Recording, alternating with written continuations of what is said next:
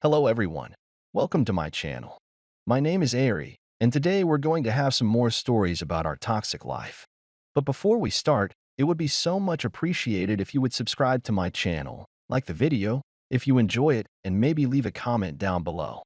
These simple clicks would mean a lot to the future of this channel and really reward the effort that I put in every day. And now without further ado, let's go.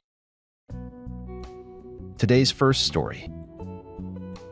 In this story, OP met his wife through their parents and married quickly, joking it was like an arranged marriage. Focused on his career, he had casual flings before finding love with her. Despite building a family, his demanding job strained their relationship. Discovering her affair with a cooking instructor, he sought a divorce, feeling betrayed but now co-parenting amicably. Now let's get into the story. I met through our parents 8 years ago, and we got married shortly after. We joked around and told people it was an arranged marriage because that was what it felt like. They thought we would be cute together and practically forced us on our first date. I had been too focused on my career to really focus on a serious relationship before I met her. I had a lot of meaningless flings and casual partners, but I hadn't met anyone I wanted to settle down with. When we got together, it finally clicked for me. I could see what people meant when they talked about love at first sight and just knowing when you meet the right person. We had our first child together after being married for 2 years. Everything was falling into place with us, and it felt amazing. We owned our own home, had 2 kids and a dog, and were in love. My job has always been very demanding. I have to travel a lot. When I'm not traveling, I'm working late nights at the office, and I have to take work home with me quite often. That was why casual flings worked so well for me before meeting my wife. If I was in the mood, I could just call someone, and I didn't have to worry about much else. It was more difficult to balance when I was married. I would spend long days at work and come home to my wife and the kids and still have to be on with them. By the end of the day, I was exhausted. I'll admit, my intimate life with my wife lacked a lot of spontaneity. When we became intimate with each other, it was practically scheduled. She would tell me she wanted to, and I would tell her a day that worked for me. In hindsight, I know that it was probably unfulfilling, but it was never brought up to me. I made good money and I took care of my wife. She didn't work, so she stayed home and took care of the kids. When they were both in school, she didn't have as much to do during the day. She would tell me about how bored she would get after the house was cleaned and how she needed to find something to fill her time. She invested in a lot of different hobbies to try during the day, but nothing stuck. She decided to join a cooking class at the local community center. She had always been a great cook, so I didn't understand why she was taking a class for it. When I asked her about it, she said it was to expand our taste buds. She was learning all kinds of new techniques and recipes, and she was really proud of her work. I was happy that she was happy, and I didn't question it anymore. She cooked some of the new recipes for us for dinner, and while we ate, she would rave about the things she learned. She would always talk about the class instructor and how brilliant he was. He was apparently very innovative and planning on opening a new restaurant in town. I had no idea anything was going on until I saw it with my own eyes. I had been at work one day when I got sick. I had been feeling bad in the morning, but I forced myself to go to work. In the middle of the day, I couldn't take it anymore and decided to go home. I was so out of it that a coworker drove me home. I didn't even think to take it home, text my wife, and let her know I was on my way home. When I walked in, I could see that she had the dining room set up for a meal. It looked romantic. There were candles and wine glasses laid out. She was dressed up and in the kitchen cooking. I walked in and asked what was going on. She was very surprised to see me and tried to make it seem like she was just experimenting. I still didn't understand why there were 2 places set at the table. The doorbell rang not long after I arrived and I answered it. A young man was on the other side, and he turned as pale as a ghost when he saw that I answered. He had a bottle of wine with him, so I assumed he was the dinner guest. My wife introduced me to him and told me that he was her cooking instructor. She tried to play it off as inviting him over to show him what he taught her. Honestly, I didn't believe it, but I was awfully sick. I was having a hard time standing upright and I needed to collapse in bed. It was something that I needed to handle another time. It seemed fishy, but it wasn't impossible that she was telling me the truth. I went to my room and passed out in the bed. I woke up early the following morning and my wife was next to me. Part of me thought it was a dream, but I knew that it wasn't. While she was asleep, I grabbed her phone and looked through it. There were obviously a lot of deleted messages between her and the instructor, which was a major red flag. She was hiding something and I knew that their lunch wasn't as innocent as she tried to make it seem. I looked through her image gallery and found a few hidden photos of the instructor. They were shirtless pictures mostly, but I found one picture of another man's private parts and assumed it was his. I sent what I was able to find to myself and put her phone back before she woke up. She had never given me any reason to suspect that she was cheating on me, but at that moment I started to wonder if I just missed the signs because I was too busy working. I called out of work, but I told my wife I was going in. I ended up stopping by the library to use a computer and look for a good divorce attorney. After I found one, I did some digging into the cooking instructor my wife had been seeing. I found his website online and saw that he was a minor cooking influencer online. He had a lot of followers on his social media pages and even had some sponsorships. I figured that I could ruin all of that for him. I found out who managed the community center and contacted them, informing them of the inappropriate behavior of the instructor. He seemed to be relying on the kitchen at the community center while he planned his restaurant opening. I had no doubt he was relying on that income to get it started too. When I was done there, I lingered around town until I could go home and pretend like I worked all day. I waited until I had some information from my lawyer to tell my wife that it was over. When I finally got the word, I served her with the papers and savored the shocked expression. I told her I knew about the instructor, and she tried to deny it. When she realized there was no point, she started explaining why it happened. She told me that she was feeling unfulfilled. She put all of the blame on me for not satisfying her and making her feel like she came second to my job. Like I said before, in hindsight, I can agree with that, but she never came to me and told me anything. If she had, I would have listened to her and tried to change for her. I would have gone to counseling if we needed to. I loved her, and I would have done anything to make sure our relationship was okay. But she decided what she wanted to do and sealed our fate for us. There was no going back to the way things were for me.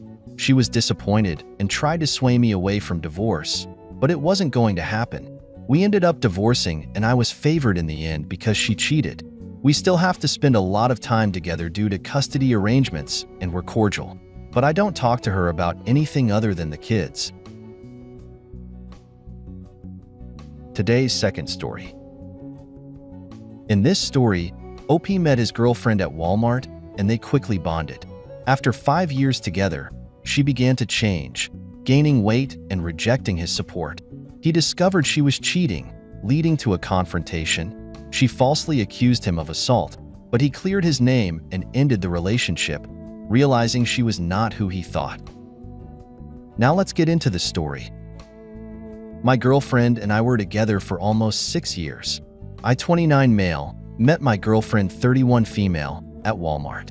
We were both single, without kids, in the fast checkout. She was short $20 for her stuff because her debit card had a hold on her account. I overheard the situation, so I paid for it. She was so embarrassed and thankful to me. She asked me for my contact information so she could pay me back. When she texted me a few days later, she asked me how I could receive an electronic transfer. I told her I'd rather see her in person and treat her to her favorite beverage. It worked like a charm. We met at a bubble tea shop and talked for hours. Something about her made me feel like I could trust her and tell her my innermost thoughts. We bonded as if it was what nature intended. She helped me to get through my father's untimely death and made sure I stayed in the present moment. I never knew how great it was to have a long-term romantic relationship before I met her. She was my first for a lot of things. She was a caseworker for a non-profit organization for battered women, and she was living with her mom, who was also hurt in the past. This might have played a part in her distrusting perspective that she had yet to show me. When I asked her to move in with me, she ghosted me for weeks. It was really shocking because we went from talking every day for a year and a half to nothing. I felt sick, like I did something drastically wrong and wasted my time and energy. When she showed up, she brought me flowers and apologized. She said she was so scared to move in with a man, because her career was filled with troubling relationship stories. Women who had to get away from bad men. She became thankful that she never found herself in that situation, but now she was about to take a chance with me. I told her I got why she was worried, but we could take it one day at a time. Up till this point in our relationship, there was no reason for her to be afraid. We lived together for 4 years, so at this point, we'd been together for over 5 years. I was certain she was the woman for me. She, on the other hand, was changing. Over the course of time, she became very relaxed while living with me. She let her guard down and started doing stuff she never did before, like eating junk food every night. It was a bad habit, and after the first 3 days, I said something to her. I was nice about it. I just warned her that I'd only been able to stay fit and healthy to this point in my life, because I avoided junk food like the plague and only ate within a certain time frame each day. With her mouth full of chips, she glared at me. She said she didn't want to be parented by me. I was surprised she took it so critically. What's the point in having a spouse if they can't help you with their own advice and experiences? I told her that, but she said I just have to trust her to do what's right for herself and love her unconditionally. I didn't like that. It was like she was writing herself a get-out-of-jail-free card. She continued eating like this and gained 30 pounds in 3 months. I continued to love her, but I started suggesting every day that we go to the gym together or go for a long walk around the neighborhood. She told me she didn't feel like it after working all day or week, and eventually snapped and told me to stop asking. She reminded me that I wasn't her parent. Then she went on a rant about how she found more support on Reddit for her body type than I'd ever given her. I told her I still loved her and wouldn't give up on her well-being just because she wanted me to. She plunked in her dead phone, waited for a few minutes, then went to the bathroom. When her phone came back on, I opened it. She had apps I didn't know she had. I clicked on one, which was a dating app, and found messages between her and several other men. At least 8. All of them told her how beautiful she was and how they'd sleep with her if they ever got the chance. I got so sick to my stomach that I ran to the kitchen sink. Before she was done in the bathroom, I went back to her phone and kept reading. She sent pictures to multiple men whenever they'd asked for it. I took screenshots, but I didn't have time to send them to myself because she came out of the bathroom and she was like, and demanded to know why I was on her phone. I told her to get out of my house. I was fuming and started recording this exchange on my phone. I had planned to keep the screenshots and play done for a while, but I realized there was no point in that since we weren't married and I owned the house. I had to remove her like she was a growing tumor. I told her if it wasn't for her disrespectful and unwilling attitude, I would have given her a chance, but it was clear that she did not care about me or our relationship. I told her the names of some of the men she was talking to on her phone and that I considered what she did to be cheating. When she realized how serious I was, she stared at me like an innocent deer in the headlights.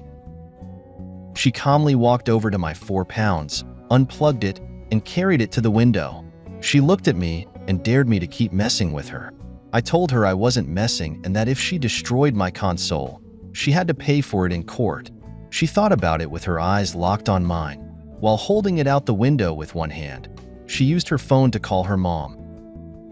As soon as she started whining and crying to her, I tried to grab the 4 pounds out of her hand, and she dropped it. Unbelievably, luck was on my side. There was an old trampoline in the backyard, put there by the neighbor, who planned on throwing it away. The 4 pounds bounced a little but was fine. My girlfriend started accusing me of attacking her while she was on the phone with her mom. This is why it's so important to have cameras inside the house. There was evidence that I didn't touch her, and I had to show it to the police when her mom filed a report against me. She was acting like a child. Instead of the grown woman, I thought she was when I asked her to move in with me. That night, her mom came to get her, angry with me for something I never did. I got all her stuff to the front door for them. I was just glad to be rid of her. The police report was a little nerve-wracking, because I'd heard stories about women that falsely accused their spouse and got them arrested, but I didn't do anything wrong, and that didn't happen to me. This immature girl went back to living with her mother, who feeds her ego and selfishness. She quit her job helping other women, claiming it was because she'd been through it herself. This girl had no idea she became the terrible person she believed me and other people were. She had a man that truly cared about her, and she turned it into a nightmare that it never had to be. Today's third story. In this story, OP was married for 5 years to his second wife and discovered she was unfaithful when he caught her kissing another man. He later found evidence of multiple affairs over their marriage. After a confrontation and discovering messages from other men, he swiftly divorced her, serving her papers at work to embarrass her. Now let's get into the story. I haven't been very lucky in love, but when I 45, married my second wife 40, I thought I finally found the one. She was a great stepmom to a son from a previous marriage, so it seemed like it would last. We were married for 5 years in total. They weren't perfect, but I thought things were good. Guess she was just good at fooling me. When I learned she was cheating, it was quite a shock because I never thought it would happen. To make matters worse, D-Day was quite memorable for me because on that day I was injured on the job. See, I work in collision repair, and after cutting my leg, I had to go to the ER. In the ER, they gave me quite a few stitches as well as painkillers for the intense pain I was feeling. I couldn't drive home, so I had to call my wife for a ride. She didn't answer my calls or texts. I tried contacting her for nearly 2 hours. All I could do was get an Uber and head home. When the Uber dropped me off, I hobbled inside and saw my wife was nowhere to be found. It was strange because she should have been at home. It was about an hour before she came home. I was resting in bed, trying to figure out where she was and why she didn't answer any of my calls or texts. From the open window, I heard her voice. When I looked out, I saw her in a lip lock with some guy. He drove off, and I heard her come inside. I was in shock for a full minute. Despite the pain I was in, I had to confront her. She wasn't expecting to see me because this was the usual time I'd be at work. I yelled at her that I was injured on the job and had to go home. When I asked if she got any of my texts, I got some bullcrap response about how she was too swamped at work to answer her phone. When I pointed out that I saw her making out with that guy outside, she froze. At first, she tried to tell me that I hadn't seen what I thought I saw. It was the pain meds the hospital gave me causing me to imagine things. Her gaslighting me was just the icing on top of everything. I was already heartbroken, so the least she could have done was just admit to it. But even now she was refusing to own up to it. So I told her to let me check her phone then. If she had nothing to hide then, she wouldn't mind me going through. My wife refused, telling me that I was being ridiculous and that my wanting to look at her phone was an invasion of her privacy. Normally I'd agree with her, but she had been the one making out with another guy outside. I shouted at her to let me see it, but she continued to refuse. Instead of worrying about her, I should be worrying about being a better husband. We both said a lot of things that night. When it was over, I told her I was done and she was free to be with her new boyfriend. My wife didn't even beg for me to change my mind or to stay. She just turned and left the house, slamming the door behind her. I wouldn't have taken her back under any circumstances, but it would have been nice if she showed she cared even a little bit. Sleeping that night was impossible. Instead, I went downstairs and went on her laptop. Normally, I wouldn't have done such a thing, but I had to find out more about this guy. I discovered a lot of messages between her and the man I saw her kissing. Not only that, I found past messages from other men. In total, there were 4 other men she had been fooling around with over the years. This new guy was just the latest AP. 5 affairs throughout our marriage, and I hadn't even realized it. I felt like a damn fool. Over the next few days, I tried to get everything in order. My wife hadn't come home at all. She sent 2 of her family members over to the house to get some of her things. They looked sympathetic, but I didn't want their sympathy. I wanted the last 5 years of my life back. For a second time, I wasted my life on someone who wasn't faithful. Unlike the first time, I decided I wasn't going to sit around and play the pick-me game. It was over the second I found her kissing that man outside. If I had found out during her first affair, then I would have ended it back then. I don't know what was going through her mind and I didn't care. My son encouraged me to not waste time. I needed to talk to a lawyer before her, so I did. It was a somber experience, but I had my son by my side. When it was all said and done, I had the papers drafted up and prepared to have her served. Now I could have had her served at any time, but I chose to have her served when I knew she was going to be at work because this is what was truly going to get to her. The thing you have to understand about my wife is that she cares what people think of her.